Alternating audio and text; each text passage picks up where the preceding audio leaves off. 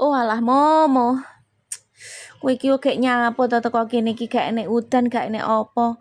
Moro-moro kowe iki mlebu ning kene prihatin kowe lho gek yo nyapo, kuwi deloken kembang iki ajur kaya ngene. Aduh, momen ndasku Momo. Aku ki apene nesu iki yo piye ning kowe. Dinesoni kowe iki yo wis tetep ae. Mbok wis sakarepmu wis kowe iki lho sakjane wis enak ning kono, ning kolam iki kowe iki wis enak wis amba.